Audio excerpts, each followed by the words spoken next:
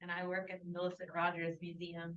And thank you for attending this roundtable discussion that Michelle will talk more about. And Dr. Michelle Ajay Lanteri is a museum curator, programs facilitator, and arts writer who focuses on arts and cultures in relationship with the Southwest. She is committed to reciprocal and accountable collaborations through a local to global approach and active listening. Lanteri has served in curatorial positions since 2012 and is currently head curator of the museum at the Indian and Pueblo Cultural Center and a regular contributor to First American Art magazine. She has previously worked with the Albuquerque Museum, the Millicent Rogers Museum, the Caus Sharp Historic Site, the Institute of American Indian Arts, and New Mexico State University museums, and thrives in community-based creative environments. Thank you very much. Michelle. Thanks, Rachel. Well, thank you all for being here today. And it's my honor to share this table with Nora Naranjo Morse and Margarita Paz-Pedro. Thanks so much for both of you for being here.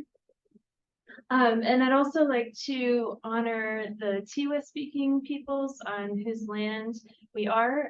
Thank you for all of the support, and very excited to put on this discussion today.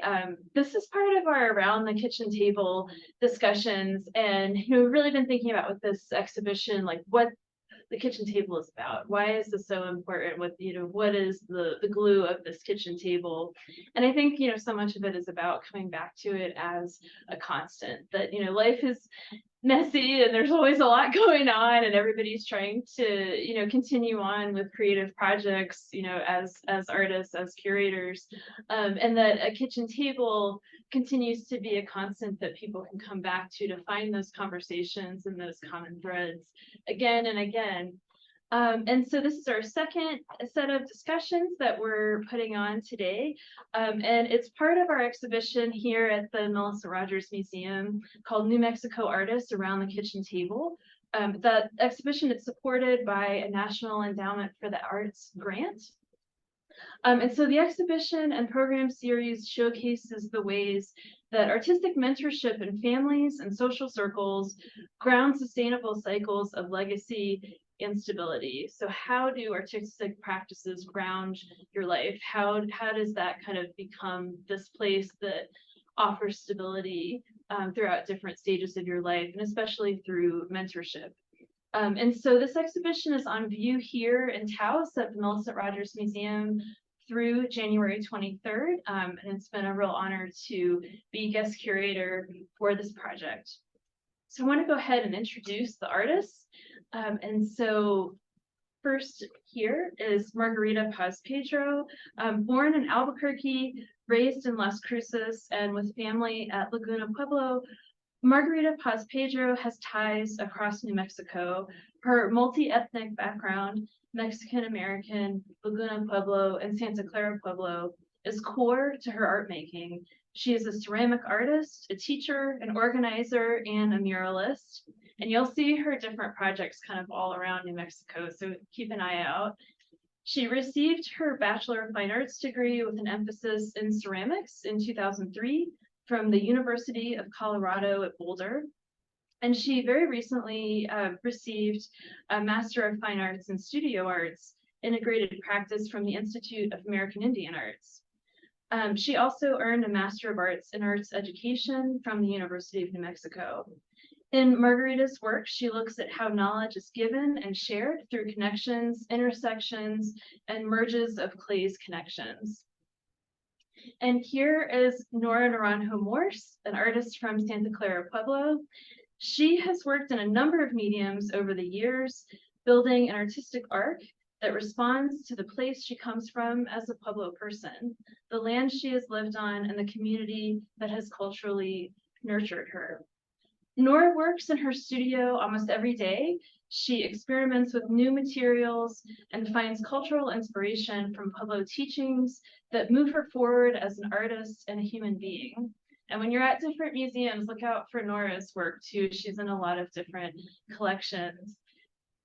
Her work is in the permanent collection of the National Museum of the American Indian and the Albuquerque Museum, among many other institutions. And she's created innovative installations also at many institutions, including recently at one of the site Santa Fe biennials.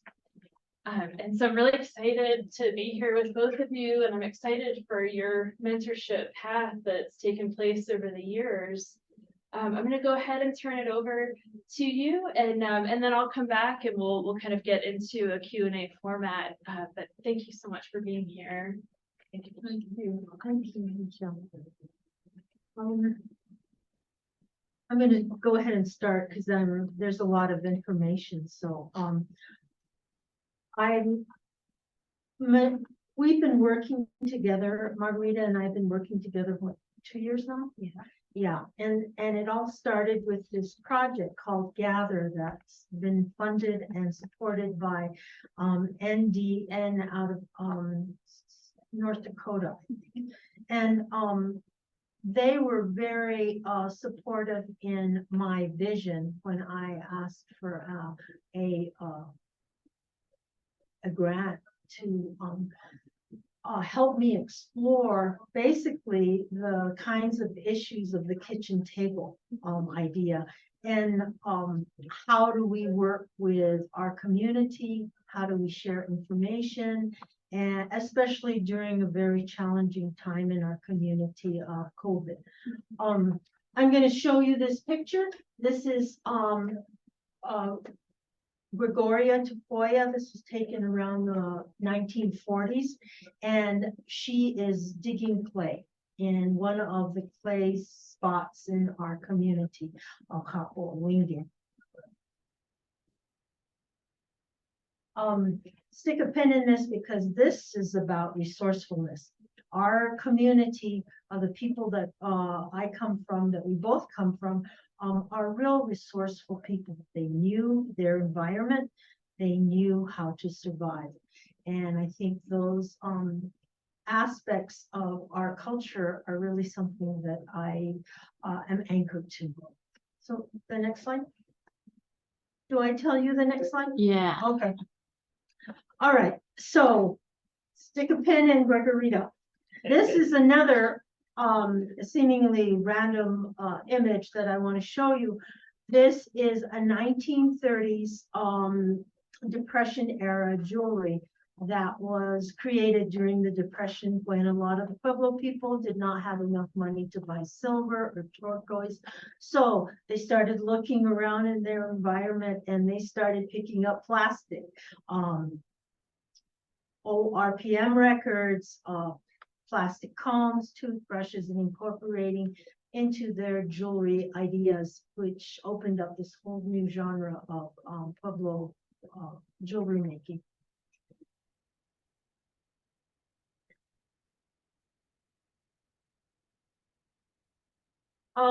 Right before COVID, I went to have some, in the fall, I went to have some chili roasted.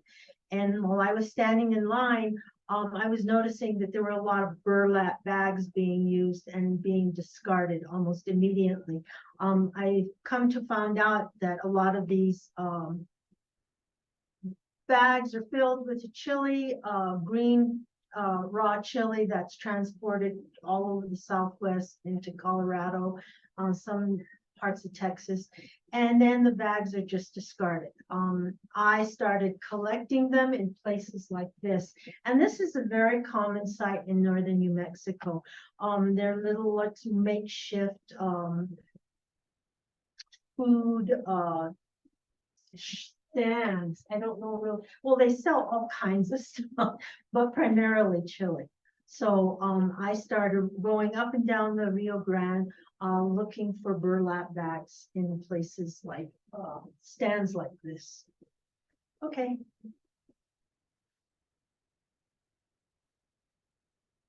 Okay, so this is where that idea of resourcefulness sort of starts coming into play. I've gathered my materials that were being discarded that was my resource.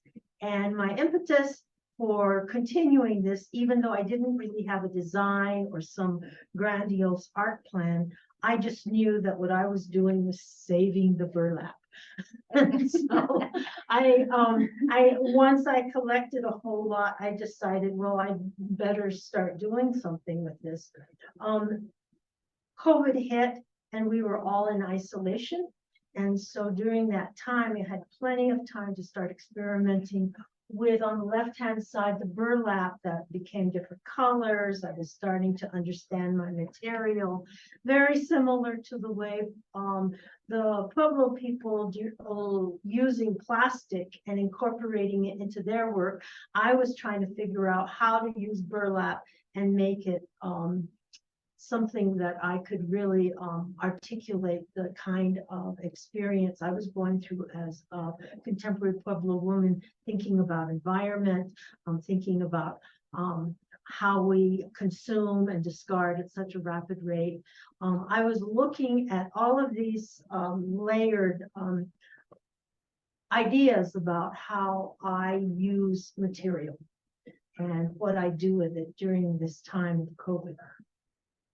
I dyed it, I pulled strings from it, and I started storing it. And in the meantime, I started realizing that the fabric was very loose, very similar material to the monk's cloth that Pueblo people use to make ceremonial dresses, mantas, kilts, for their ceremonies. On the right-hand side is embroidered monk's cloth.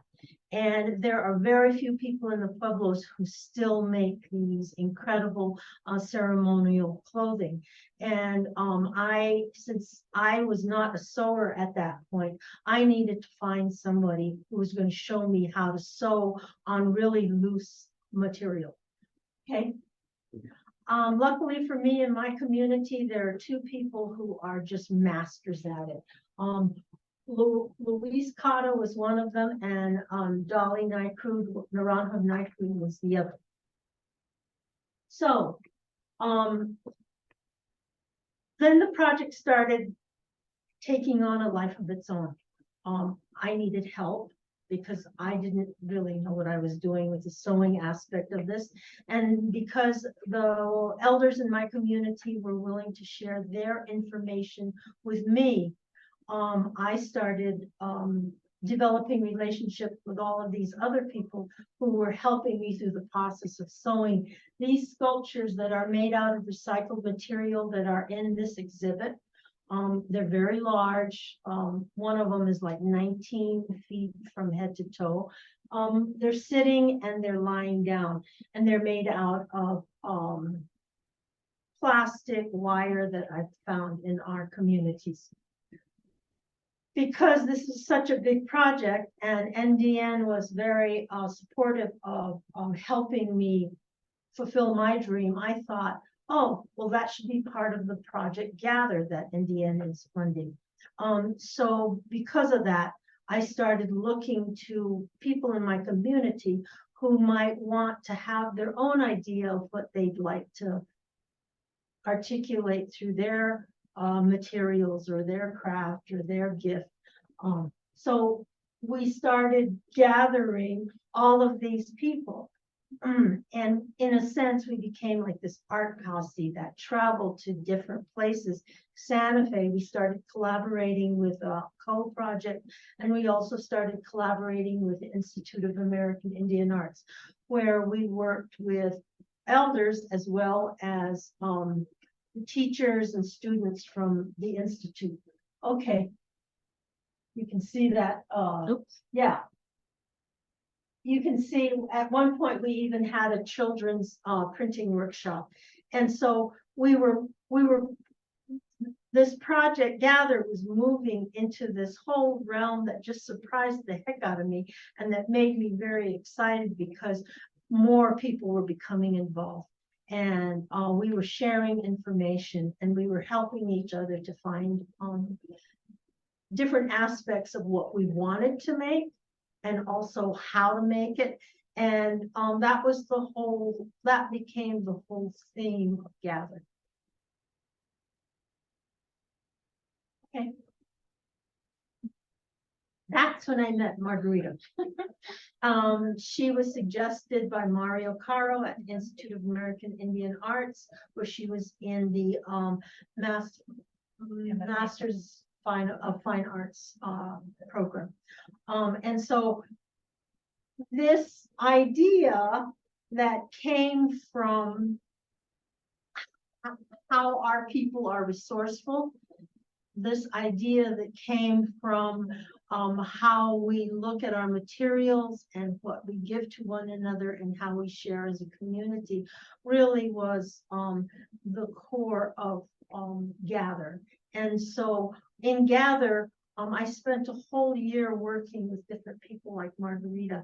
And so now Margarita is going to explain what we did for our residency in Gather and how we spent our time together and how we're still working together, because this is continuing. Our work together is continuing. So I'm gonna set a little bit of a stage, pre-stage. So I've heard of Nora Naranjo Morse's work and of her as an artist for many years, since my undergrad. It was when I was in at the University of Colorado Boulder that I stumbled upon, I was looking for anything Pueblo, women, anything in the library. And I found her book that she wrote, her poetry book. And so I checked it out, and I think I kept renewing it, and I held on to it for like a whole semester, just kind of going through it. And so it feels like there's these like crumbs or things that are put in our paths that lead us to this roundabout direction. And it feels like this is one of them, where I've come across her work, not just the book, but her work as well. I think even in DC, I did see her work when a long time ago. And then throughout the years in visiting other museums, I had come across the work. So the opportunity came up to do the internship in early spring. And at that point I was like, sounds like it would be a good experience, but what I had on my plate at that time, I just couldn't make it work. And then we came towards like the end of the semester, early summer, and again it had popped up, like the person we thought was going to do it, it kind of fell through. You should really do it. And so I found a window, and I was like, okay, I think I could squeeze it in between here and here. And so we made it work. I was able to figure it out with my family. Okay, I'm gonna come up these few days a week. We're gonna hang out and learn what we learn. And so Nora, when we initially met, we just kind of got to know each other. I let her know that actually my grandma's from Santa Clara, Pueblo, and she left at a really young age and never went back. And so there's that family connection way back when, and to have someone else from there and engage with them was really like a reconnection, and it felt really natural. And so she asked, what would I like to learn? She was very generous, like, I can do this and we can do this. She has a wealth of knowledge to share. And so I'm a clay person. My main medium is clay, and I learn a lot of things through the medium. So I was like, I would love to get to know Santa Clara clay. And she was like, she comes from the family of potters. And so she said, yes, let's do it. And so it was like, Nora talks about it being resourceful, the project, but I also see it as a lot about building relationships. So with every person she worked with, and she built that relationship with them through the creating and through the work. And she furthered the relationship she already had with a lot of the people that she brought together in the stories and in the sewing. And then not only with myself and her building our relationship, but building my relationship with the clay through her. So that was another way that I saw that was happening. So she showed me the process of Santa Clara clay making, and it's something I'm still, this is a lifelong learning, and I'm happy to just get it started and continue it, and it's on its own timeline, you know. While I was doing this initially for like a school, not, it wasn't a requirement during my program. Once the Gather project ended, the internship ended, we both were like, we don't want it to end. We want to keep going. And why can't we? So we said, well, we're gonna keep meeting. And you know, and we're still meeting. We meet like once a month at this point, unless something else comes up. And I've seen her twice this month. And now we're getting funded by another source, which I'd like to make a shout out to the school of what's it? American Research. They changed their name recently, right? In Arts, School of American Research. And they're helping us with our funding now as we go into another phase of our time together. So wanna change the slide? Not only are we learning how to exchange information, because now she's my teacher, she's helping me learn a whole new aspect of clay. So these are some of the works that we made while I was working with it. So the whole processing the clay, making the shapes, firing. And we're working with Santa Clara clay and micaceous clays that are familiar to this area. You can go to the next. The firing master. What a photo. Yeah, that was a good firing. Yeah. It was really wonderful because we fired early in the morning, and the families, Margarita's family was there, my family was there, and it was really a time of gathering, and it wasn't around the kitchen table. In this case, it was around the fire, and it was just a beautiful morning for all of us.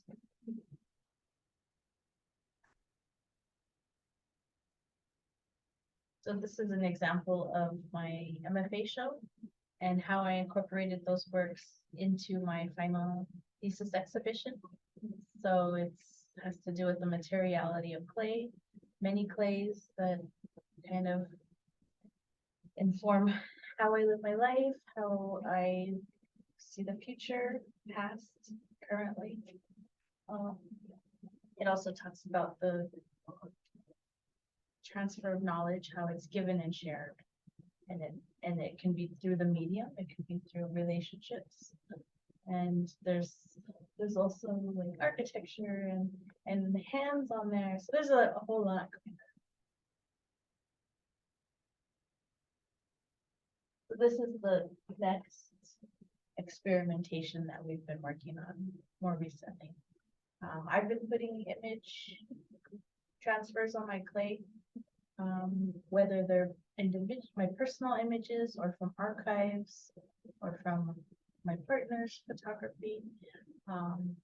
I just really find them intriguing, and what did they share with others, and especially the historical ones. I think we both really, they just draw you in to that time. And so the imagery on these ones is Nora's 2D work, right? Yeah, right. And that we've made our own they're called overglazed decals. So we made custom ones that she sent me some images, we put together a document and sent them off to make custom decals. And we put these on after the piece has been fired. So we've been using a commercial kiln to fire them, and then trying these different decal techniques. Some of them work and some of them don't. So Yeah. it's trial and error, but it's fun. Yeah, it really is. Margarita was just showing me some of our latest samples, and it's really been interesting because I get when I start working, I want to start jumping 4 or 5 steps ahead. And I was showing her this huge bowl that I was gonna make so that we could do transfer. And I could tell she was looking at me like, no, we have to make smaller samples so that we can get some sense of what's going on. So that's what we've been doing. And we've become pretty like research oriented, where we make little different clay samples, and we sign them in the back, whether they've been sifted several times or what kind of clay they are. So we're doing this actual research, which is kind of fun because we have to keep track of what sample is micaceous or what sample is Santa Clara, what decal sticks to what surface. And I think that's been really a learning process for me in this, because it helps me to focus on these smaller, more obtainable goals that we're setting for ourselves. Just finding out the Santa Clara clay we'll receive with these new decals, photo imagery decals. Okay. And most of this is done in my studio in on Cop Bowling at Santa Clara Pueblo. And so we have a real sense of safety, and we can, there's a merry-go-round and outside of the studio, and the kids can play together. There's a trampoline, and so it's really a very, it's a very family-oriented area where people can come and feel safe. And I think that's important too when you're sharing information, because the next generation, the younger women come in and they know where their mother and their grandma is working.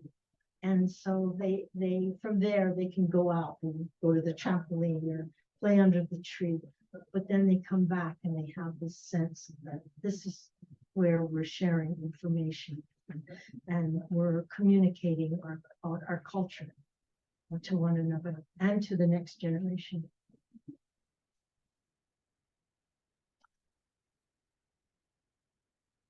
Yeah, I don't know where this takes us. I'm excited. I really am. So, yeah, that's what we have to say. Well, thank you so much for sharing how it started and where it's going. And love that you've been taking photos with each part of the process. And yeah, it's exciting. So yeah, bringing together some different technologies with the decals. And it's neat that you all are learning so much more about the clay even now, even still. I mean, that's Right? going. Yeah. So I think that kind of leads into the first question that I had. How do you all see ways of mentorship evolving from your own work together? So I see mentorship or person-to-person learning. This isn't new by any means. I think there's the different ways that we learn things. So person-to-person, mentorship, apprenticeship, it has different names. Institutional learning, that's also a way through schools, through universities. But I think remembering that the person-to-person or familial learning is really important and powerful, and you almost get more out of it. You don't just get the information, but you get the relationship and you get the culture and all of that. I don't know that technology always evolves. It feels like so. Other than that, who's to know how it's gonna evolve even more? Yeah, I really enjoyed that time. I think I showed a image of it in the beginning where, we're at a table at the Co-Foundation, and there's a couple older people sewing, and at that table that day, I remember people were just very engaged, and we were talking, and people floated in and out, and I really liked that collaborative format, because generally I'm in my studio by myself. And I like that too, but I also like that exchange. I can't tell you how many stories I heard about when somebody was younger, or learning about somebody who's facing challenge and the effects of COVID and what that did to them and how they saw the world after COVID. And all that information, whether you realize it at the very beginning, gets incorporated into who you are, and you take it home, and if you think about it, then eventually it gets articulated into the creative process. And that's something that I hold precious. Yeah, I think, all this really, I think helps, non-artists, for lack of a better term, understand kind of how the community approach can really strengthen all these different aspects, like the kind of conversations that are going to come about kind of while you're working, and then just that meaning that's embedded into the different works as you're building and listening and kind of having your own thoughts, and that it's a dialogue, that there's constant dialogue that's happening kind of like around and through, but also like in the process of making and transforming, like through the firing process too, and hearing about the intergenerational aspect, that while this process of making art is going on, that if kids are outside, so you've got all these voices, everybody's together. And I think, really making that environment something that's comfortable across generations, so that those kind of practices can continue into the future, that it's just like, it's just like putting food on the table. It's just, like second nature to be like, oh yeah, well, let's go ahead and get our clay, going, let's, and here's, let's start the fire, and, it's a really important thing, I think, for that kind of generational stability, really, to continue to communicate through art in this way. And so, so you're working on these details now. What's kind of been going on, I guess, in the last month or two with this newest practice? Are there different things that are coming up kind of that you've been wanting to try, or? Well, personally, I'm still in the mindset of I want to get it bigger. Oh, Yeah, I was asking Margarita, like, how big can we make these dinky cards? And so, I'm going for this idea of bigger. And to me, that would be pretty exciting. Although right now, I'm learning the process of doing the research so that we know what sticks on what, and what kind of clay, how do you fire it. All of that is just extraordinarily interesting to me as a potter. And then the other part, once we get that down, I think then you can do anything. That's so exciting, right? Yeah, and before you know it, we'll be printing on Adobe's, and let's do a wall. Yeah. So I'm pretty, it's really been a gift for me. So thank you. It's been a gift. Well, there's a lot to do in clay, and there's all kinds of avenues to take, and so many rabbit holes to go down, and it's like, I think both of us, as we're working, we could do this, we could do this, we could do it. Just like remembering that and making sure that I have to write things down. Really, I remember I wanted to try this, but I forgot. So it feels like there's no end. Yeah. In fact, we were just we made last time we made some jewelry. Mhm. I mean, some earrings, really thin, out of really thin micaceous clay. And hopefully that'll work. And then we're off on a new direction, you know, talking about learning how to make Pueblo jewelry in a completely different way, right? So, yeah. That's super exciting. Yeah. And yeah, it's interesting to think about too, like how much science is a foundation for art too, just to really get to know those materials, so you can really just stretch it where it needs to go and just follow it where it needs to go. But what an exciting process to just learn through doing and learn through trying new ways. Yeah, and through all of it, there's the root of it, of that, around that kitchen table where we share that information, because that's where we're drawing from this. And if you remember the picture of Margarita Tafoya, I mean, to me, that's pretty profound, because she's gathering.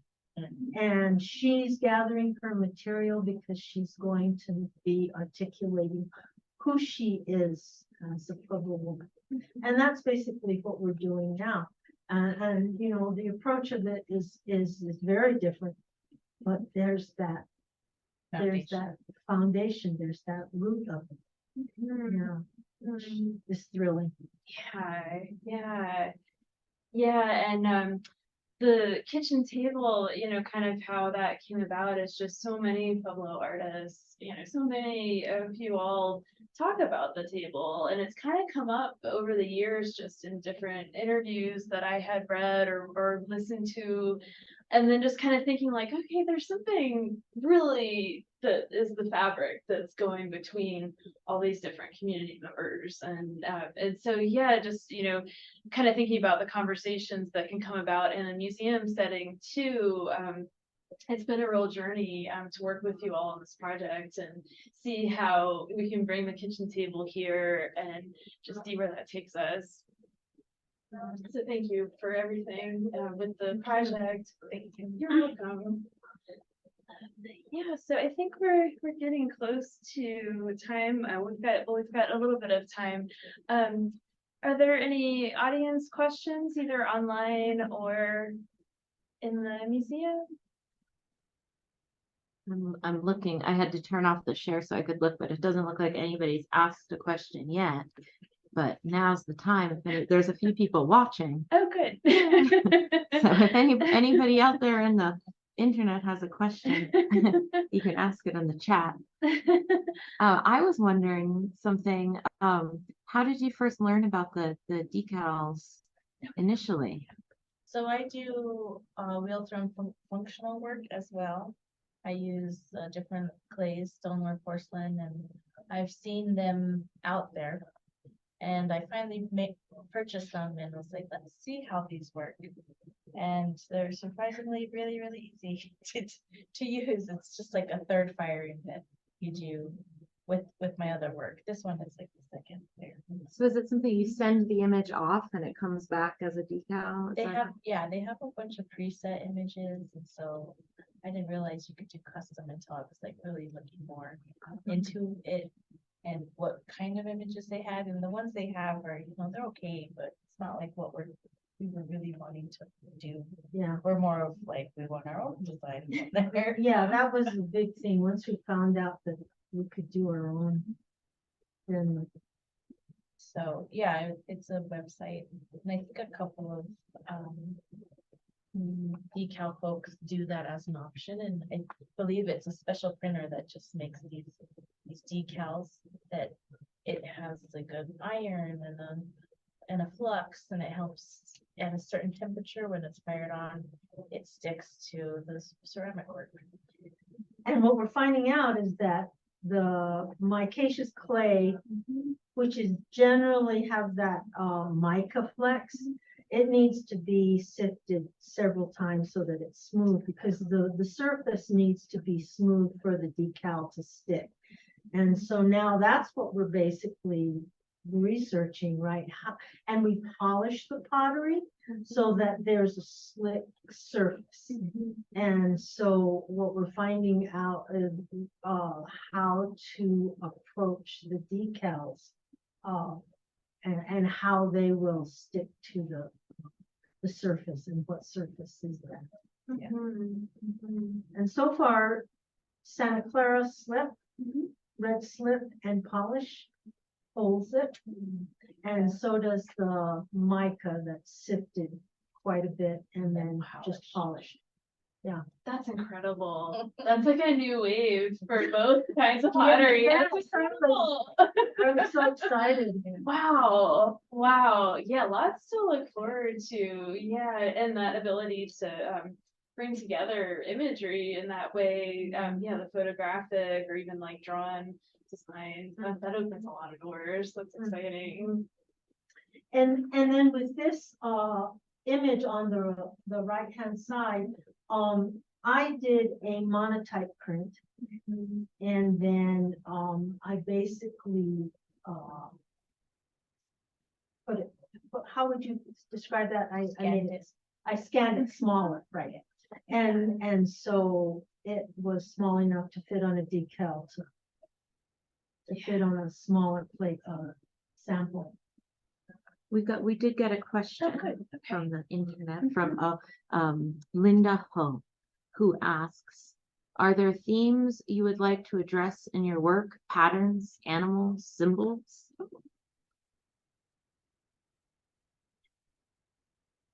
I mean, I'm still investigating these themes that I've been working through. So like hands and transfer of knowledge and historic Pueblo pottery designs. That's what I've been doing. Yeah, I have such a long collection of 2D work that it's really exciting to go back and visit it and see what I can use in the archival arena in my own personal work and revisit those symbols or whatever it is I made and reuse them now.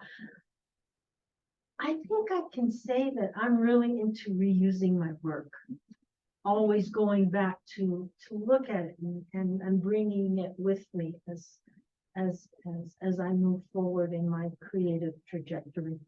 Like this piece on the left, I took a photograph of a kachina down my hallway, and I made it close up. So and I did that 5 years ago. And so to be able to go back and think, oh, I can use this now. And it makes sense. So, so thank you for your question. And this pattern on the right too, like with the Outer kind of space. orb, yeah. Outer And space. it reminds me of the two sculptures, Yeah. so of the healers from Maybe some that other was the place. start. Yeah. Yeah.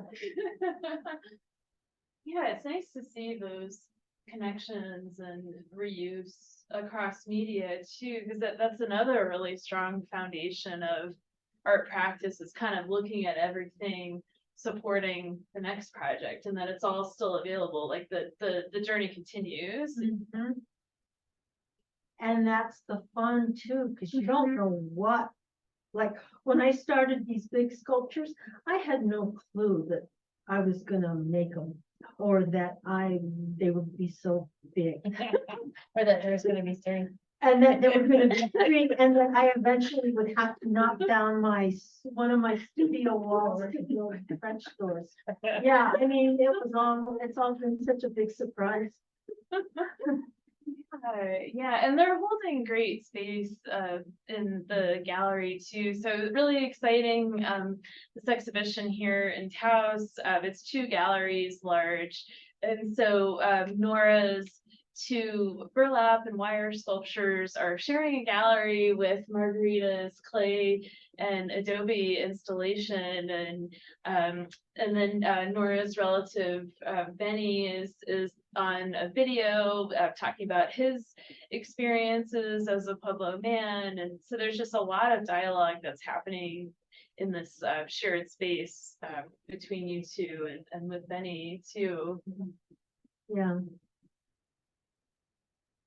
Oh yeah, I know. It's a real pleasure. Yeah. And so yeah, we're looking forward to kind of seeing where this goes. And like even in the conversation, there were some different things you all were saying that kind of really jumped out to me, like around the fire. And I was kind of filing that one away. I was like, man, new project. So and so I feel like because it's only really like through the conversations, like because of the conversations that kind of these new ideas form, and just really being based in a community setting, I think it just does so much. And it's that you all demonstrate that just how much a community setting really grows creativity and then builds a support system kind of in all these different angles. So And I think especially since we've been moving out of COVID and becoming more social, it's been interesting to see how people really needed, especially at the beginning of the project. I realized people really needed to have that connection again from being isolated. And so it was really one of the toppings on the cake that we got to spend so much time with expert embroiderers of Pueblo ceremonial sewing, and just other people from the community who got involved, young and old. Yeah. Go ahead. I just Yeah. wanted to say that Linda responded Oh, back good. and said, thank you all for sharing your creative process with us and for going forward with such innovation. Thank you. Are you both finding that with the collaborative processes, like in the decals and then with the sculptural work too, are you finding that informs like some of the more 2D oriented work? And I was thinking about your mosaics, if there's been any crossover with some of the other art forms that you work in. Yeah, there's always crossover. I mean, yeah. I really don't, I'm at a loss of how to explain how it works. Yeah. But that's what makes it so exciting. I can use that to put in here, or that thing works well with this. I just got through, there's an exhibit at the Colby Museum in Maine, and they asked me to do a poem for their catalog. And I used some of Benny's words for the poem because it was so profound to me. And so I'm drawing from his thinking and his perspective at during the 30s and placing it into who we are now. And I really like that idea, whether it's words or 2Ds or pottery, it finds its way out to express what we are now. I like that.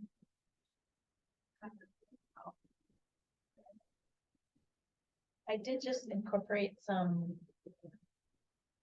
photo transfers into a mosaic, a sunflower mosaic this past summer, I think it was.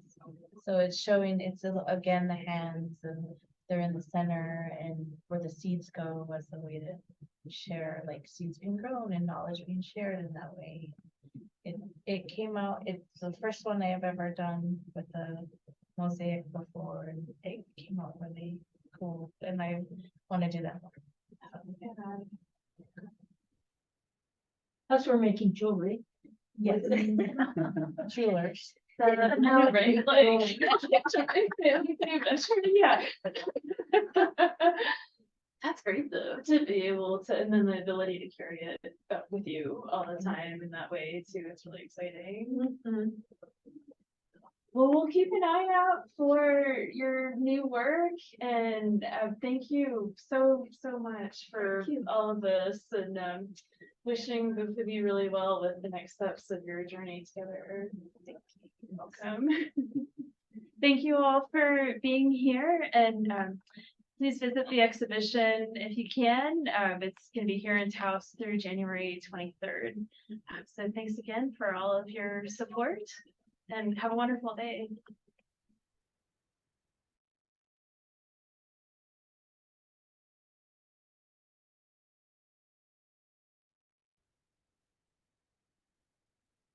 Hold on, I'm starting.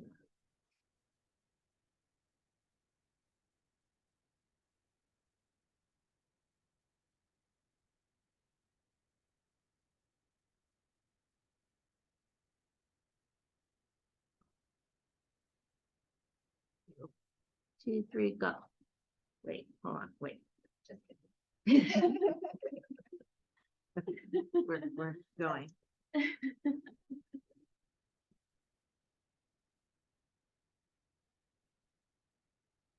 Oh yeah, now I'm gonna.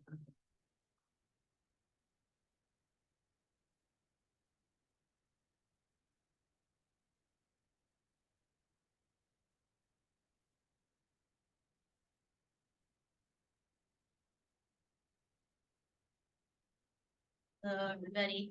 Thank you for coming to this discussion series that Michelle will introduce in more detail soon. Dr. Michelle Lynn Terry is a museum curator, programs facilitator, and arts writer who focuses on arts and cultures and relationships with the Southwest. She is committed to reciprocal and accountable collaborations through a local to global approach and active listening. Lanteri has served in curatorial positions since 1912 and is currently head curator of the museum at the Indian Pueblo Cultural Center and a regular contributor to the First American Art magazine. She has previously worked with the Albuquerque Museum, the Millicent Rogers Museum, the Caus Sharp Historic Site, the Institute of American Indian Arts, and the New Mexico State University Museums, and thrives in community-based creative environments. Thank you, Rachel. Thank you so much for all of your support with these programs. Really excited to be here today. I want to first honor the Tiwa speaking peoples on whose land we are, and really appreciate all of the support for this museum and its associated programs for this exhibition. And thank you so much to both of you for being here today. So this is Mercedes Montoya and Jodie Herrera, her daughter. Thanks for being here. Yeah, thanks for having us. So I'll go ahead and introduce the program and then tell you more about the artists that we're here with today. So this is our second session of the Around the Kitchen Table discussions. And so these discussions are part of a current exhibition here at the Melissa Rogers Museum in Taos. And the exhibition is called New Mexico Artists Around the Kitchen Table. It's supported by a National Endowment for the Arts grant, and it's on view here at the museum through January 23rd. So definitely encourage you to come by and check it out when you can. It features more than 20 artists' work. These 20 artists are based in New Mexico or from New Mexico. And we're really thinking about the ways that artistic mentorship in families and social circles ground sustainable cycles of legacy and stability. So really thinking about how artistic mentorship provides this foundation of stability really throughout a person's life and how that can be passed on between different generations. And so today we're focused on these two artists and really super creative family. And so I'm really honored to be here with you both, and that you both are from this area. So I think what, this connects to one of the talks that we did on the last session, where the Rodriguez family from the Taos Valley, and you all being here from the Taos Valley, you know, really thinking about how place influences your practices. And so Jodie Herrera's family heritage and culture is of New Mexico. She is Latina with indigenous ancestry of Jicarilla, Apache, and Comanche. And being the first female in her family to graduate from college, she received her BFA with honors in 2013 from the University of New Mexico. She resides here in Taos, her hometown, and working as an oil painter and a curator, and she travels often to create murals. So you'll see her murals all over. There's many in New Mexico, but lots out there. You've got a great social media presence too, so you could always check out Jodie Herrera art to see what she's up to. And so Jodie's murals reflect the culture, history, and mission of the places that they inhabit. I mean, they're intended to raise awareness concerning people of impact and also social justice issues. Jodie's photorealistic paintings portray remarkable women of color. She shares their stories of resilience using symbolism and accompanies the painting with an in-depth description.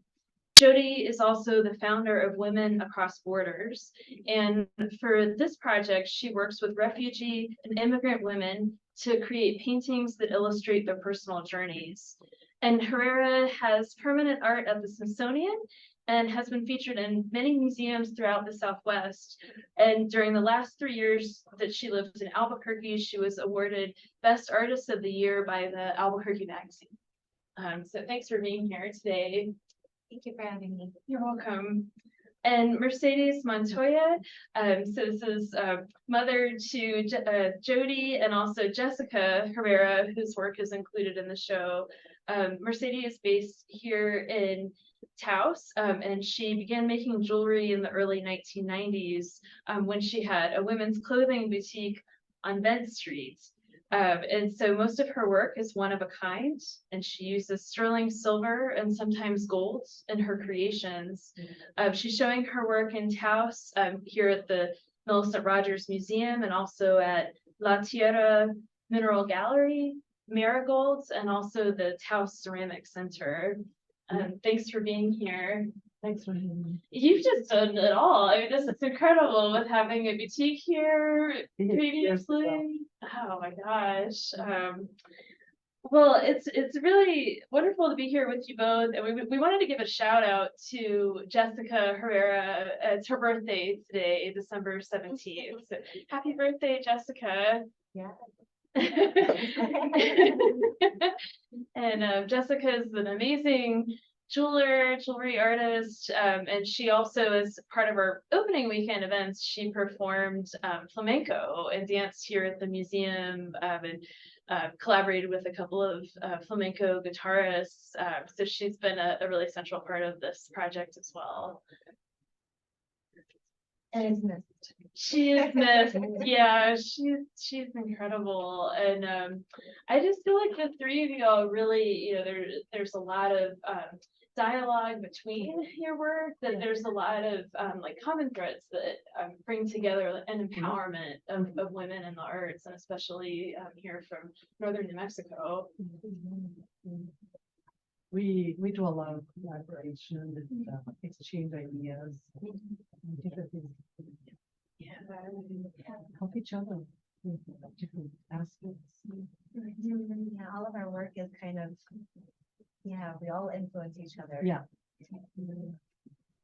Yeah. How did you get started, Mercedes, in your work?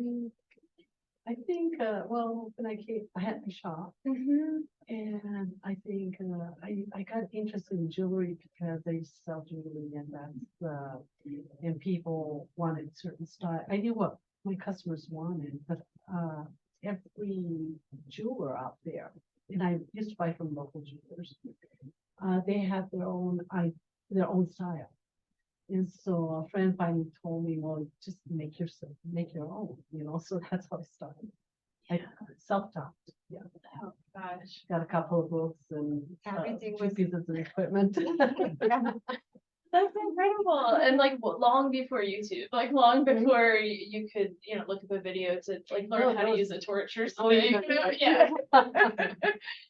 And you also work in clay too. I do. Yeah. I was in Albuquerque at that point, and Jodie and Jessica both told me there was a studio at UNM that you could join for $30 a semester and just go work. Wow. And so I started doing that. So they got me in there. We would all go in there, play. Yeah. play. We'd all go together. Oh, I that's did so that for awesome. about 6 months, and of course, other students that were in there taught me a lot. And 6 months later, I got a job teaching. Wow. Yeah, that was cool. So, That's this incredible. is a job of fun. So like moving between those different roles, you were doing that pretty quickly, like kind of being a student and then a teacher. And Yeah, it was a lot of fun because the teaching was through a rural economic development program out in Liebrook in the reservation. And because of that, I was allowed to encourage my students' parents and the people in the community to come and join. So I would teach from about 9 to 7. So the parents would come Yeah, too. the parents would Yeah. come with the kids. That's Yeah, so it was great. fun. Yeah, that's important, that intergenerational Yeah, it was fun. learning. Yeah. And how did you get started? Was it with the clay or? Oh, no, I started way before. When she was baby. Yeah, my mom was always like an artist. She always drew. And so I remember one of my first memories was on her lap, just drawing.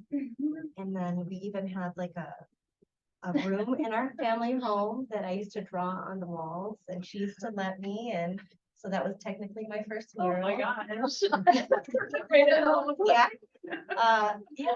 And so they always encouraged it, and I was always like, I knew I wanted to be an artist since the time I was a child, and they encouraged it and they supported me in that. So that was really great. My mom was always an artist too. She said that she started later, but she was always creating and always making things, no matter what. And it wasn't until she moved to Taos that she was able to really explore it and to Oh. yeah, and to really like hone in on it. Oh. And if she wouldn't have moved here, I probably wouldn't have been able to follow my path as well. So Wow. yeah. Wow. What do you think it is about here? And it's kind of a serious place. So I know it's hard to. You know, I grew up in Coyote, which is very small. And if you do not learn how to play with dirt, you know, Yeah. outdoors and make your own entertainment, then you're bored. You know? Yeah. So you learn to be creative. You know? That's the way you do it. Our great grandmother, she Yeah, used my to- great grandmother was, she used to make pottery for utilitarian purposes. And my grandmother used to, plaster walls every year. And she loved me to have it done. And, yeah, so you could see her hands, They the way didn't they use trowels. They used they just used the to hands. yeah. Wow. And the other thing was, she also allowed me to paint the rooms, Yeah. we painted it. And she allowed me to choose the colors for everything. You're getting started early. Yeah. Yeah. Come in. There's a design aspect of that too, with like thinking about like a fuller context, like how those different spaces work together. Yeah. So, Jodie, when did you kind of make the leap into these couple of pieces here in wood? But what kind of got you to that point, or how did all that start? I basically, so when I was growing up, I drew a lot. So that was like my main thing. And then when I got to college, I started doing more oil paintings and became more comfortable with that. I think it took me like 3 times to take the same class over and over again because I was so intimidated by it. But I finally did, and once I did that, I started this, it's a series that I'm still doing today, where I tell the stories of women and, you know, the things that they've gone through in their life, and trying to create a space in history for those stories of everyday people, and especially women from Mexico. So when I started that, that kind of like pushed me forward, and I never stopped doing that series, and I was kind of married to oils for a really long time. Yeah. Oh, Yeah, wow. and I really loved it. And so I never went back to kind of just illustration. Um, but later on with the murals, it wasn't until, you know, when I was actually 17, I used to do graffiti. So like, so I was really into that for a while, and then I kind of switched gears when I went to college, and I found oils. And then later in life, I found murals again, because it was just kind of something that people asked me to do privately. And then when the doors started opening more and more, I found out that I really loved it. Oh, wow. Yeah. Wow. Oh, so is that kind of how you found your way into pretty active mural practice now? I mean, you're traveling a lot, and it's like you're trying a lot of different approaches within different communities that you go to. Yeah, it's been kind of like a big thing for the last since 2020 or more 19. Oh no, actually, Before that, you were going to Denver. Yeah, I feel like it just kind of happened naturally. It was kind of one of those things where I kind of pushed up against it, because I was really honing in on my oil practice, my fine art practice, and really feeling comfortable there. But then, you know, I feel really grateful for the community members that actually pushed me. I remember there was a mural festival in Albuquerque, and they kept on asking me. And then I had some friends in Denver. His name was Lorenzo, and he really opened a lot of doors for me in Colorado. And then after that, the floodgates kind of opened. I really just enjoy the application of spray paint too. It's a really different kind of meditation. It's very quick, and it's like you have to really work with the material rather than work with the material. Like it works, you have to kind of, I don't know, you have to kind of work with The spring. yeah, with the pace of it, because it's so fast. Yeah. Seems kind of, I haven't tried that myself, but it seems kind of like a performative Yeah. thing too, or like with the spray paint that you're moving your body around. I mean, that It's your whole your whole body body, yeah. thinks, yeah, exactly, yeah. Totally. Yeah, and it does seem too with these works on wood panels that even though you're more of a painter now, that a lot of that illustration I think still comes through. I mean, this is also like really design oriented with like the repetition of these certain motifs. Do you want to talk about kind of how you compose this series of works?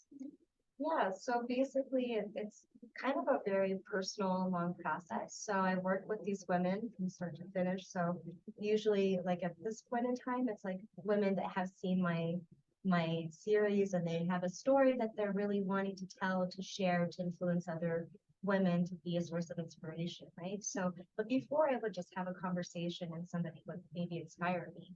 And so I'd ask them to be part of the series. But usually what I start to do is we'll talk and we'll have a conversation, and we'll meet a couple times, and I'll really get down what their story is and what's important to them. And then I'll do a lot of research around their heritage and what interests they might have, to kind of collect some symbols to tell their story in a visual narrative. So all of those symbols that you see are visually narrating their personal stories.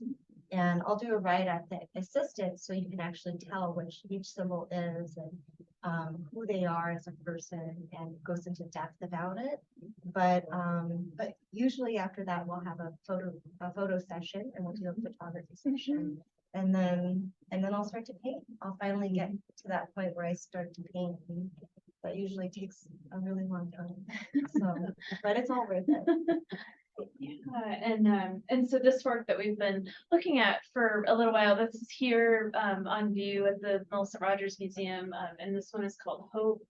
And I think, yeah, I think it's got a really psychological feel to it, the way that you've incorporated the circles, and that actually, looking at the show, all the works together, it does seem that there's this theme of circularity that has kind of emerged, like kind of looking at time in that way, and kind of thinking of things kind of as like as connected and just kind of like continuous.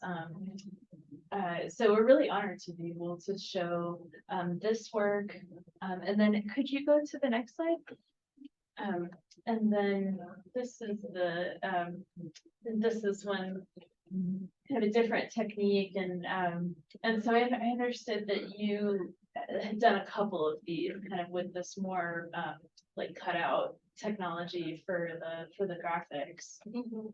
I did 3 of them, and I think, it's something that I want to play around with in the future again. But yeah, it's basically the same process, except for I just added in, wood cutouts, so it makes it more 3-dimensional, just adding a different kind of medium to the process. I have fun with it, but it definitely it takes a lot more time, yeah,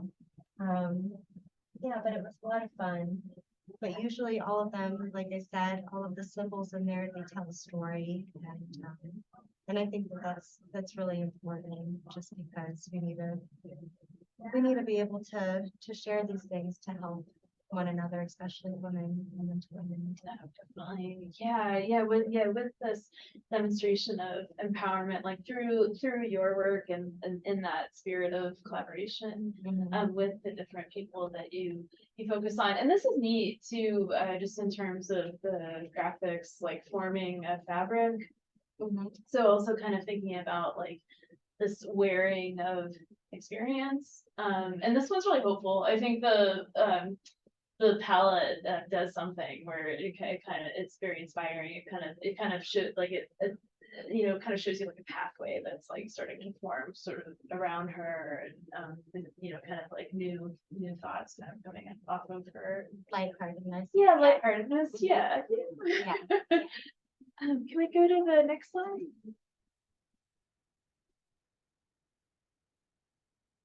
So yeah, this one is Tania, and she's a Bosnian genocide survivor. And so I traveled to Berlin to work with her. And yeah, she's really powerful. And really what she wanted to showcase in this was to tell a little bit about the history, because not a lot of people know about it. And so a lot of the symbols that you're seeing unfold in it is telling the story of that time period, and also her personal connection and what she went through. The scarf is, a symbol that we wear. And there's also symbols from her heritage that she wanted to showcase that, that were important to her and her heritage. But yeah, so she just basically wanted to share that story. Yeah, and I feel like, yeah, the different media that you're using, like by using the wood as the backing too, I feel like you're connecting it to land too. And so I feel like there's a lot that's going on there, like just in terms of like a connection between trees of like all different places, and kind of like there's a depth in the wood that I think is really appropriate for this series. Like it supports the portraits really well. That's a really good observation. Yeah, because it's intended because it's raw wood, and I want the story to be, it's like telling this raw story and being open, and then also creating space for it. And it has there's such a large space for the negative space, right? So it's really creating space for the female, for her story, for whatever she wants to share. So, and I've always been really drawn to things that have more simplicity and kind of get straight to the point kind of thing. So it's a really good option. Yeah, it really comes across very clearly, and I think also like you do like a revealing kind of process, but like in a really respectful way with the women that you're featuring, that they're front and center, and there's a vulnerability to that, but I also feel like it's there's like a protective quality to what you're doing to where everyone's taking really good care, you're taking really good care to, portray these in a really sensitive kind of way. Thank you. You're welcome. Yeah, yeah. That's good to hear because they're, each story is really sensitive and it's an honor to be able to just be part of that. And, some of the women, they're sharing these things for the first time and they're in a place where they're ready. And so it's an honor to be a part of like that healing process or, their, process of wanting to share more and be a part of other people's healing journey.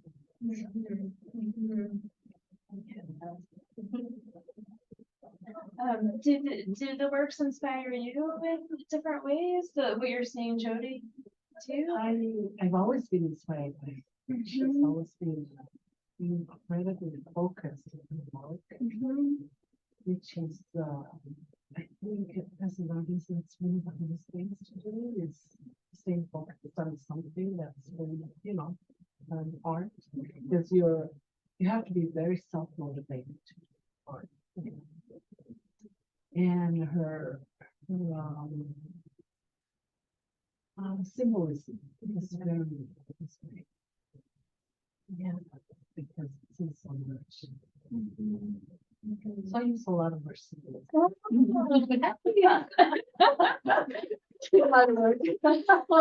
look out for that. That's great. And I get my work ethic from her. Yeah. Yeah. And I had to do a bio one time. And I sort of copied her. She doesn't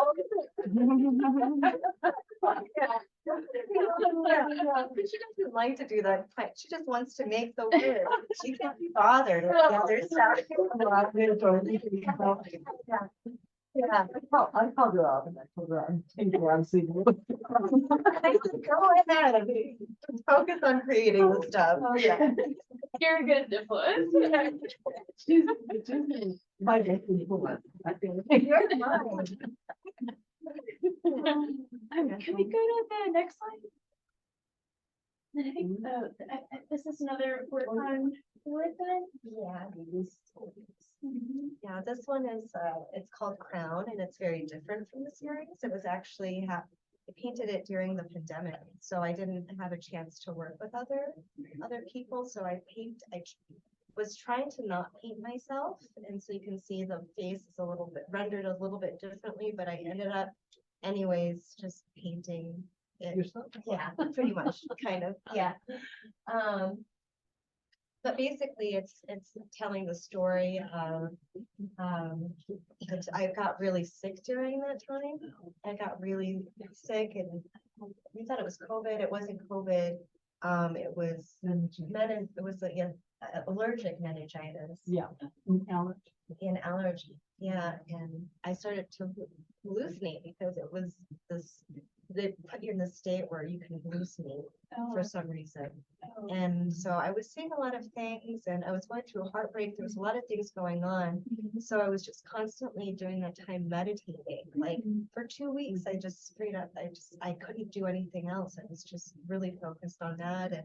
And it brought me to a creative point where I think I needed to take a turn. So it was like this bittersweet thing that happened, but in that process it brought me to my creative process that I needed to go. So it's just kind of showing that basically like the creative mind blossoming, the feminine symbol of the triangle behind her, using the creative eye instead of your actual eyes, protection, and then your heart blossoming with protection. Because of the cactus flower and also resilience, and then the kundalini rising, so it's the snake. And then in history, before biblical times, like the snake was honored as a sacred feminine symbol. So I think I just wanted to bring that in. Yeah. And that seems like a big connection to New Mexico too, because I feel like snakes are kind of the everyday part of things too. I feel like they make their appearances pretty often. had them in my studio. Oh, yeah. And you had one with probably paintings. She was Oh, doing yeah. a mural in the barn Oh, and At It her, was- at her house. at my house. And there was, what was it? A wolf? A bull snake. oh, And we tried to move her, but But she you didn't didn't. want to go. No. So we just let her stay and hang out, yeah. Yeah. And can we go to this? Getting into some of your mural work here, and similar flower, Yeah, looks like too, yeah. you'll see a lot of my work has, cactus flower, yeah. To symbolize the New Mexican people and our resilience, because we thrive despite our circumstances, and we do it really beautifully. Also, the buds all show like the youth, and then the blossoming shows the wisdom of our ancestors to be able to do and grow in ways that we grow that we don't necessarily know how we're guided, but I think it's through our ancestry and through our ancestors guiding us, and also through our elders and their, yeah, their family history. So they're used a lot in my work, and so are monarchs. So are monarchs to show migration, to honor that, and then also to show transformation, like from the caterpillar to the butterfly, and how beautiful that is. It's everybody's story.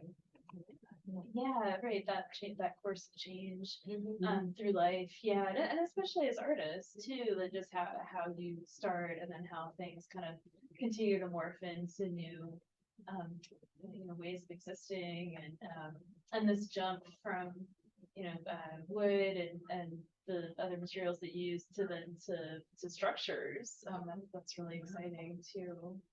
My favorite thing to paint on is stucco, because I can use it as a background and it highlights, and you don't have to take away from it. You don't have to paint over it. I love to use it in the work to celebrate New Mexico, and that's part of who we are. And added a part of the canvas, like the wood. It's its own beautiful element in the work. So, And I think what we could do maybe is just look at the next couple of slides, because I feel like that's a really good transition to looking at some of your works with the texture. And where is this one? it's my mom's favorite. They're all my favorites. It's great, yeah, this is a lot, I mean, yeah, the detail that you've got, and I feel like your graffiti background's kind of coming in on the sides too. Oh, the sides are actually done by my friend Ramon. So this was a collaboration. collaboration? He did Oh, the okay. background, yeah. Oh, Yeah, but we work really well together. This is one of 3 Nice. collaborations, I think. oh, Yeah. nice. Yeah, so on my bigger works, I like to highlight women of impact, and this is Autumn Peltier. Do you know who that is? She's a water protector in Canada, and she was really young when she first made her first dance. She's 8 years old, and she's still doing great work till this day, but there's not a lot of shine that she gets. And I think that's unfortunate. And I think a lot of the reason is to do with she's a good person, she's a woman of color, she said, and I feel like that should be the person that's most on the platform that are, of course, like fighting for environmental rights and stuff like that. So I wanted to give her some shine on the wall. The platform, Is flower. she related to Leonard Peltier, or no? Just Yeah, curious. Yeah. But yeah, and that's a really important moment in our really current history, with the water protectors at Standing Rock, and how it's a critical turning point in global history, just what we're facing at this point for how are things gonna evolve, what kind of conflicts are gonna continue to emerge in terms of how we all coexist, how people see things differently, and what people need to do to defend their places of home, kind of in the face of a lot of change, continued industry. Yeah, thanks. A mural. Oops. Yeah, I did I a didn't- mural in Stanford. Did you? Yeah, yeah. Oh, I have no idea. Oh, And it was, there was a group of us, a group of women that went down and we worked with the local artisans there to create murals with them. Yeah, so the mentorship as well. My mentee sadly was still in a really hard situation, so I had to work with other people from the community, but yeah, it was really wonderful experience. Oh, wow. And yeah, we can just go to the next one too. This is a hotel room in Albuquerque. There's a hotel called the Nativo Lodge that has a really great artist program, and so the hotel works with different New Mexico artists to produce these mural rooms. And this is a neat one. So Sigla Sikalasa? Yeah, it's a hard one.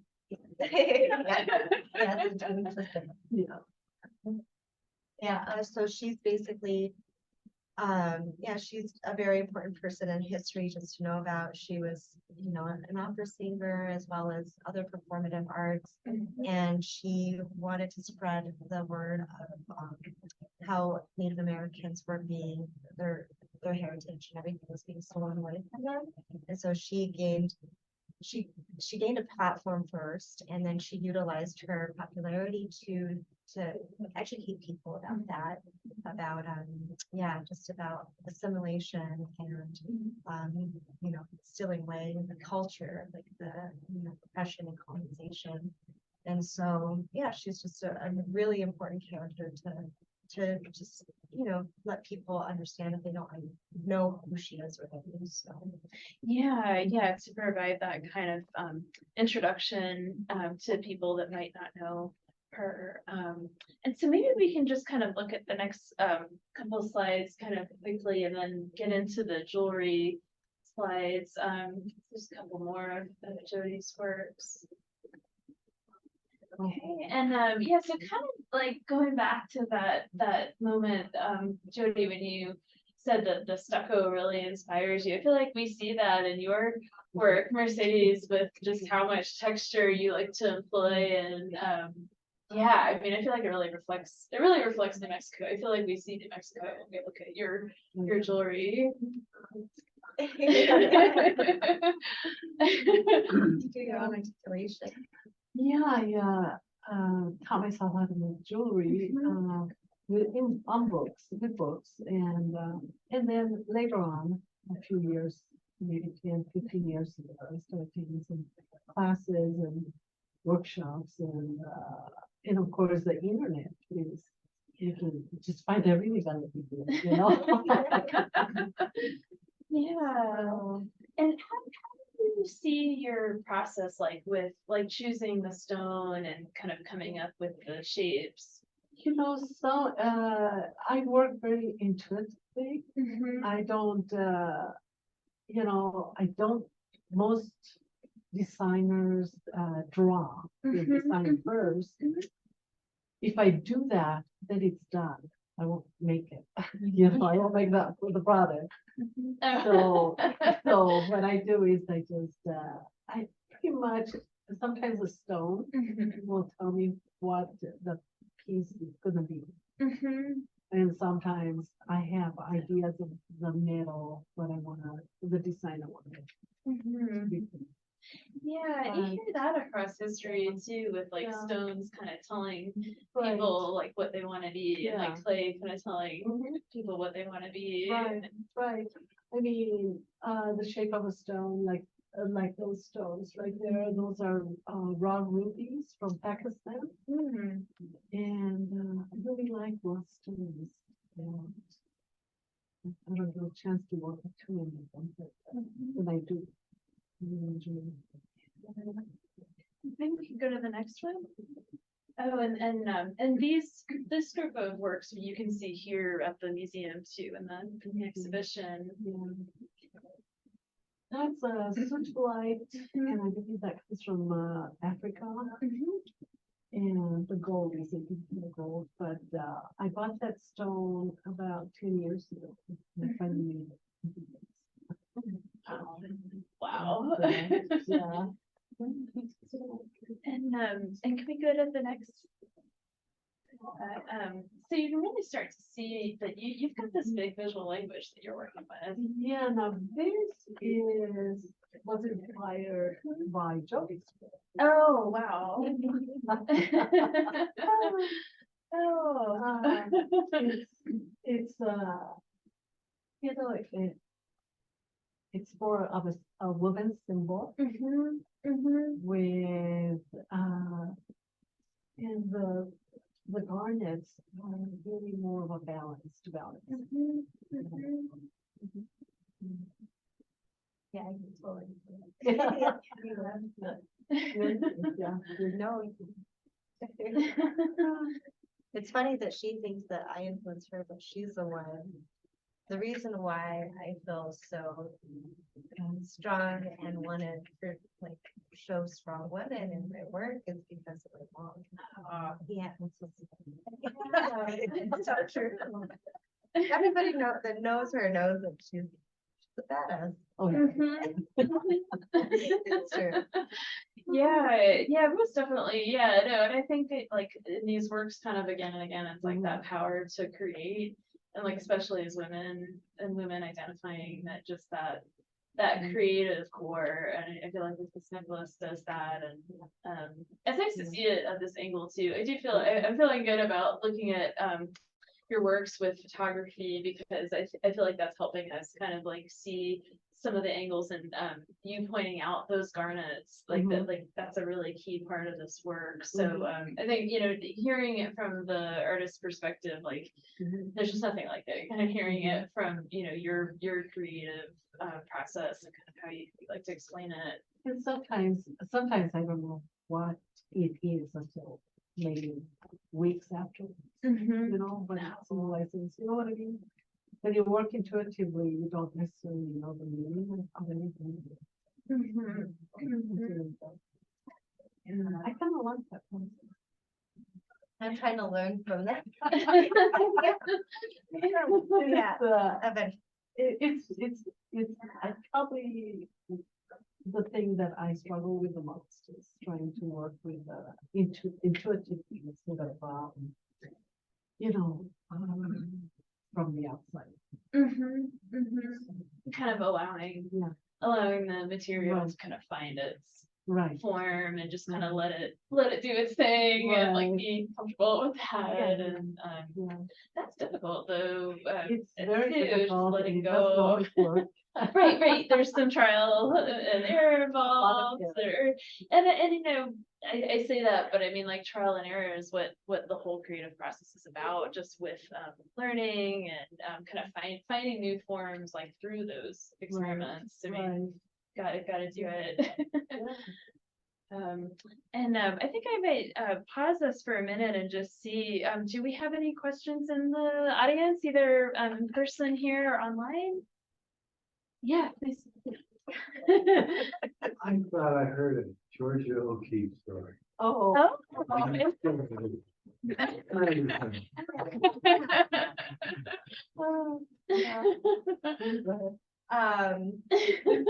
My mom actually met Georgia O'Keeffe several times when she was a kid. Yeah. Because my grandfather used to deliver her groceries to Christine. Yeah. Oh, wow. Yeah.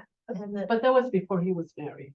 Oh. And he got thrown out by Georgia O'Keeffe because he was too poor. Oh.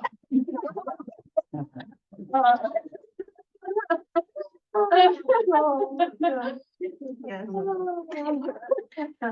That's New Mexico for you too, that like 1 degree of separation. Yeah. Oh, wow. And maybe we could go to the next slide too. And yeah, it's nice to see this up close. Can you talk about your process for this one? This might be new to people. This is a more intuitive piece that I did using fire to reticulate the metal and gold it's called kundu. And I think it's a Korean process, I'm not sure. But it's where you fuse gold onto silver by using the feet. And it's got a little stone in it. I can't remember which one it is. No, I think it's. No, it might be. I think it is. Yeah, yeah. Okay. I remember I was trying to spell amethyst when I was putting the label together for that one. I was like, let me just double check this. But it's a beautiful piece. It's really, I think this one also is really experimental though, too, like with the finish that you got achieved on this. Yeah, it's trying to manipulate the silver when it's molten and into a shape that's more balanced, you know. But you can balance the shape. Then sometimes I just there's another process called it's reticulation, where you mix silver and copper, more copper to silver, and then you use a torch to reticulate. And it creates a more finer texture, which I do also, but this one's just a stroke. We can see the next slide too. Yeah, these are turquoise. Those are biscuit turquoise and rose cut garnets. Yeah. And I made a mistake when I was putting them together. So I put the biscuit turquoise, one's up and the other one's down. Oh. It looks great. Well, I kind of like it, so I left it like that. And we Yeah. talked about it And I've afterwards. done that on purpose on several occasions too. Yeah. Yeah. That's neat. Yeah, you carry that on. Yeah. We can see the next one. Like the masculine and the feminine. Wow. Do you even know? Yeah. And that one is Jodie got me into crystals. Yeah. She loves crystals. Oh. So I did her piece that she's wearing, and from there, I just- Oh, nice. Wow. This one has a lot of symbols to it. yeah, My mom. that was designed for her. Oh. Yeah. She can, this is the Jodie, me holding myself, and then this is her. That's a feminine symbol as well, just in case I fall. So it's like a protected, yeah. So, yeah. Oh, wow. Wow. It's really layered. Yeah. So I started creating pieces like that for, for fun, really. And if we could see the next one. This is really experimental too. It Just is. with your composition and placements. That is reticulation silver that I made, and it's really a feminine piece. I was thinking one with mother. Ritual. And that's been a theme of the exhibition too, is this Family. and maternal too, like passing on through mothers has come up in several instances with the group of artists Right. work shown. So yeah, I feel like that creative constant that comes through. Yeah. No, I think there's one more that we can look at. Oh, this is incredible. Yeah. Yeah, I just thought the way you cut the piece is just it's just like so vibrant. Yeah, this is those are rubies, little rubies that I put in there, and I was working on trying to form something that wasn't straight, something that has a little bit of movement. So what I did is I got a straight piece of silver and I drew a line, and then I cut that, and then I transposed it. I put one on the other side of it to create that wave. Oh yeah. And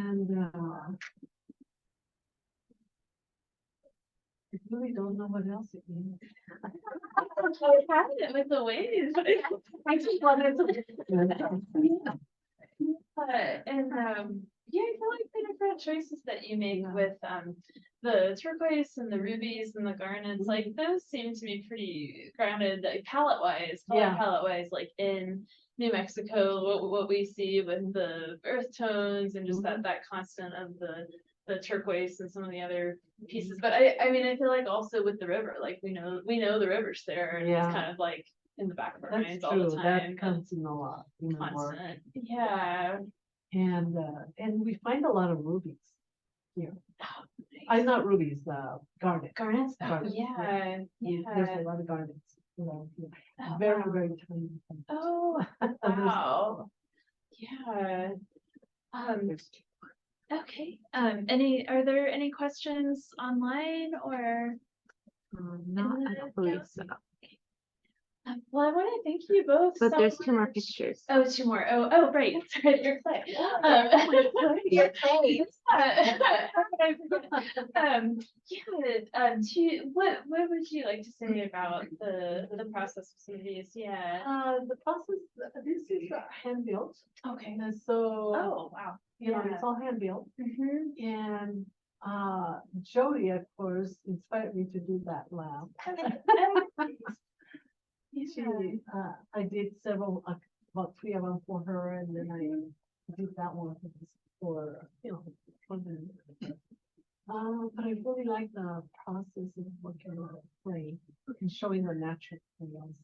That's chocolate. Wow. Oops. I need to speed up. So, that one.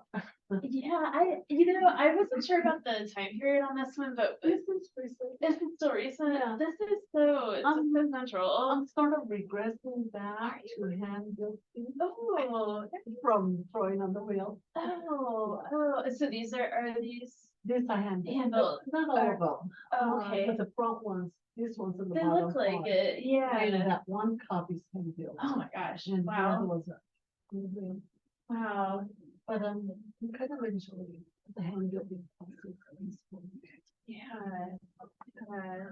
And this last slide, it seemed like the one kind of to bring it back to the kitchen table part of the series and this exhibition, and just kind of thinking about how that takes different forms and kind of hearing what different artists say about like their work as vessels. And I feel like we experienced that here with this exhibition and with both of your different works, just those stories that are embedded into the different pieces, and recording those different events and those conversations. I feel like that's kind of, it's the glue that holds all of it together, and just learning from each other, from our different experiences. It's great that you're doing this. Thank you so much. Yeah. Well, and thanks to you both. You're amazing. I look forward to seeing the work that you do in the future, and it's exciting to see how much change both of you are continuing to infuse into your work. So definitely, kudos to continuing to experiment. Oh, thank you. You're welcome. Thank you for having us. You're welcome. Well, thank you so much.